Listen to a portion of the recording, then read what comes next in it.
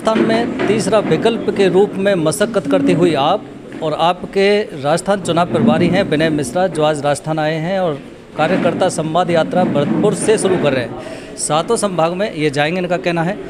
विनय मिश्रा जी, डगर पनघट की बहुत कठिन है, लगता है आपको? देखिए, किसी भी चीज़ की शुरुआत होती है थोड़ा कठिन लगता है, लेकिन जिस हिसाब से हमारा कारवां बढ़ रहा है और जो हमें रिस्पांस मिल रहा है और जो लोगों में आज आम आदमी पार्टी के प्रति विश्वास है, उससे मुझे पूरा विश्वास है कि डगर कठिन तो है लेकिन असंभव नहीं है। आने वाले समय में अगले साल आपको अप्रत्याशित रिजल्ट मिलेंगे और राजस्थान में आम आदमी पार्टी सरकार बनाएगी।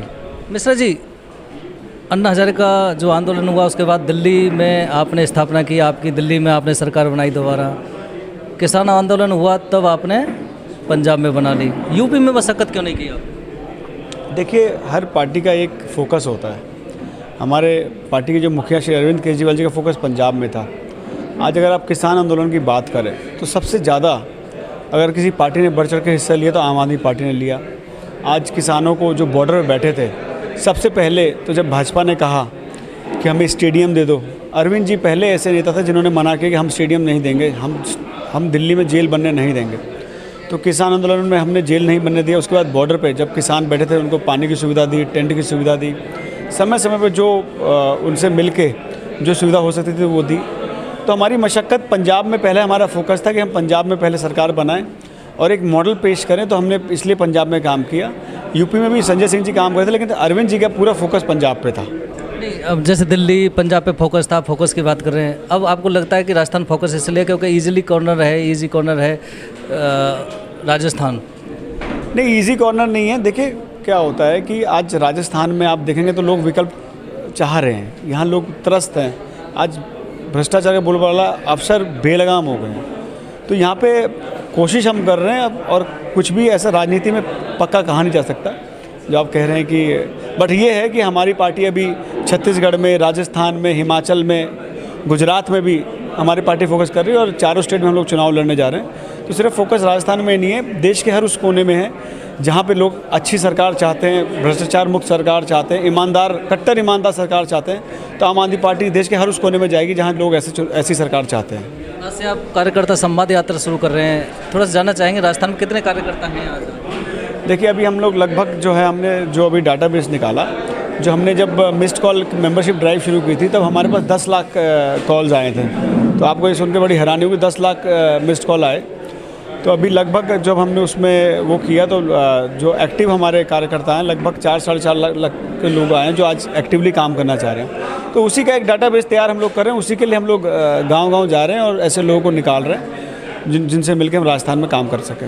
मेरी जहाँ तक जानकारी 2018 के जो चुनाव आए थे लास्ट, उसमें भी आप लोगों ने अपने प्रत्याशी लड़ाए थे, आपने कार्यकर्ता भी बनाए थे, काफ़ी मेहनत की थी।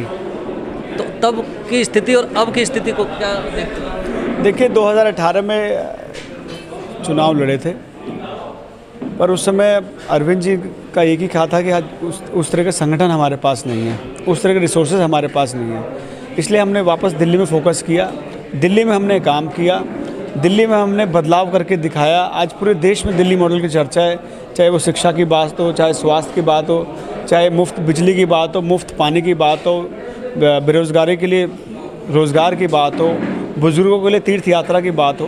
तो आज ऐसे बहुत सारे हमने काम किए जिस वजह से आज पूरे देश में हमारी एक्सेप्टेबिलिटी बढ़ गई है। तो पहले इसलिए हम लोग सीरियसली नहीं ले पाए, लेकिन आज हमारे पास मॉडल है दिखाने के लिए। आज हम दिखा सकते हैं, आज हमारे पास गारंटी है दिखाने के लिए। तो आज इसलिए हम लोग हर जगह जा रहे हैं, हमारे पास दिखाने के लिए हमने दिल्ली में किया। दिल्ली के बाद पंजाब में आप देखें, पंजाब में जहाँ बाकी 5 स्टेट में एक साथ चुनाव है, बाकी 4 स्टेट में जहाँ लोग आपसी लड़ाई में थे, कौन कितनी लूट मचारी करे, किसको कौन सा मंत्रालय करने चाहिए, किस मंत्रालय ज़्यादा पैसा है, जहाँ भाजपा के नेता आपस में लड़ रहे थे, वहाँ पंजाब में हमने सरकार भी बनाई और 10 दिन के अंदर जो हमारे इलेक्शन मैनिफेस्टो के जो हमने कुछ बिंदु रखे थे, जैसे 35,000 लोगों को पक्का करना जो संविदा में थे, 25,000 जो है बेरोज़गार लोगों को रोज़गार देना, आज एंटी गैंगस्टर स्क्वाड हमने बनाया। तो हमने जो हमारे जो मैनिफेस्टो में जो हमने वादे किए थे उस पर हमने काम शुरू कर दिया था। तो आज हमारे पास बहुत सारे ऐसी चीज़ें हम लोगों को दिखा सकते हैं और लोगों को विश्वास भी है कि आम आदमी पार्टी ऐसी पार्टी है जो आज स्टेट में जाके बदलाव कर सकती है। आपका कहना है लोग हम पे विश्वास कर सकते हैं। मैं एक चीज़ जानना चाहूँगा, जो जानकारी में आया है कि आपका मेन फोकस जो राजस्थान में आ रहे हैं आप चुनाव लड़ने, उसमें जो रिटायर्ड आईएएस हैं, आईपीएस हैं या अदर रैंक के जो ऑफिसर हैं उनको प्रत्याशी बनाना है, ऐसा कुछ टारगेट है? नहीं, ऐसा कोई टारगेट नहीं है। हम अभी तो कैंडिडेट बहुत दूर की बात है। अभी तो हम संगठन खड़ा कर रहे हैं। फिलहाल हम एक अच्छा संगठन बना रहे हैं जिसमें अच्छे लोग रखे हैं जो समाज में अच्छा काम कर रहे हों।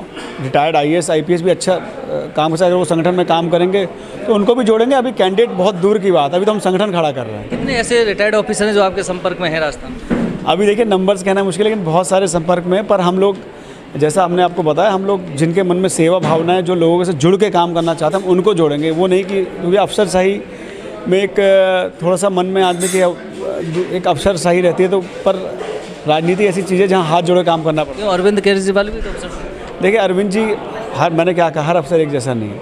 जो अफसर अच्छा होगा, जिसके मन में समाज से सेवा की भावना होगी। आज अरविंद जी की अगर आप बात करते हैं तो अरविंद जी बहुत शुरू से सामाजिक रहे, शुरू से आंदोलनकारी रहे। चाहे वो राशन माफिया से लड़ना हो, चाहे वो लोगों के लिए प्रदर्शन करना हो। अरविंद जी एकमात्र ऐसे मुझे लगता है कि अफसर थे जो पुलिस से भी भिड़ गए थे। 26 जनवरी को दिल्ली में बैठ गए थे, 25 जनवरी तक जो आईएएस आईपीएस आप कह रहे हैं संपर्क में आएंगे और शायद आएंगे भी चुनाव लड़ने के लिए, आपका प्रत्याशी बनने के लिए, उनको टिकट देने से पहले आप उनमें क्या देखना चाहेंगे कि उनका जो कार्यकाल रहा सर्विस का, उसमें क्या भ्रष्टाचार तो नहीं? सबसे बड़ी चीज़ तो उनकी ईमानदारी, ईमानदार होना चाहिए, भ्रष्टाचारी नहीं होना चाहिए। दूसरा, उनका स्वभाव सामाजिक होना चाहिए। ऐसा ना हो कि ज़िंदगी भर किसी मिले नहीं और अचानक चुनाव लड़ने का मन बना लिया। वो सारी जांच की जाएगी। बिल्कुल, निश्चित तौर पे टिकट तो देने से पहले पूरा सर्वे कराएंगे, ग्राउंड पे कितना उन्होंने काम किया, कितने गांव में उन्होंने सेवा की, कितने लोग उससे वो जुड़े रहे, तो उस हिसाब से हम लोग देंगे। ऐसे नहीं है कि कोई भी आएगा और उसको टिकट दे देंगे। बिल्कुल, ये थे राजस्थान चुनाव प्रभारी आपके विनय मिश्रा जी, जिनका ऐलान है और दृढ़ प्रतिज्ञा जो बता रहे हैं कि आपका जो अब टारगेट है वो राजस्थान है। 2023 का जो चुनाव है उसको फतेह करना है। कैसे फतेह करना है, इनकी कितनी रणनीति कामयाब होगी, कार्यकर्ता बना रहे हैं। सफलता इनको लगता है कि दिल्ली और पंजाब के बाद शायद इनको सफलता राजस्थान में मिल पाएगी। वो कितनी कारगर सिद्ध होगी वो समय बताएगा। सेंसिटिव इशू है और आप देख रहे हैं आज पूरे देश में जब से भारतीय जनता पार्टी आई है, मैं तो कहता हूँ अगर दंगों की कोई यूनिवर्सिटी है ना, तो भारतीय जनता पार्टी के हेडक्वार्टर, जो इनका भाजपा का दफ्तर है वो हेडक्वार्टर, आप बुलडोजर वहाँ चला दो, पूरे देश में दंगे बंद हो जाएंगे। आज इन्होंने 7 साल में जब से इस देश में आए हैं, इन्होंने कई हिस्सों में दंगे करा दिए। जहाँ ये चुनाव किसी मुद्दे पे नहीं जीत पाते, वो वहाँ ये दंगे कराए थे। आज पूरे देश को एक कम्युनल रूप दिया जा रहा है, हिंदू मुस्लिम बांटा जा रहा है। ये सिर्फ और सिर्फ लोगों को मुद्दों से भटकाने के लिए। आज कोई बेरोजगारी पे बात नहीं कर रहा है इनकी सरकार, कोई इनकी सरकार महंगाई पे बात नहीं कर रही, इनकी सरकार सिर्फ हिंदू मुस्लिम कर रही है। तो इनके पास काम करने के लिए कुछ भी नहीं है, तो ये मुद्दों को भटकाने के लिए ऐसा काम किया। आज दिल्ली में जो आम आदमी पार्टी ने काम किया है, एक रिकॉर्ड बनाया है। यूएस के राष्ट्रपति की वाइफ आके हमारे स्कूल के अस्पताल देखती है।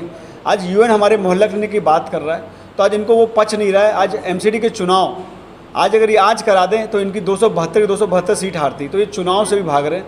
तो सिर्फ और सिर्फ ये मुद्दा भटकाने के लिए है, ये लोगों का ध्यान भटकाने के लिए, ये एमसीडी चुनाव से भागने के लिए। और मैं आपको बता रहा हूँ, चाहे ये आज चुनाव कराएं, चाहे 6 महीने बाद चुनाव कराएं, 6 साल बाद चुनाव कराएं, दिल्ली में एमसीडी में हमारी सरकार बनेगी और इनको मुँह की खानी पड़ेगी।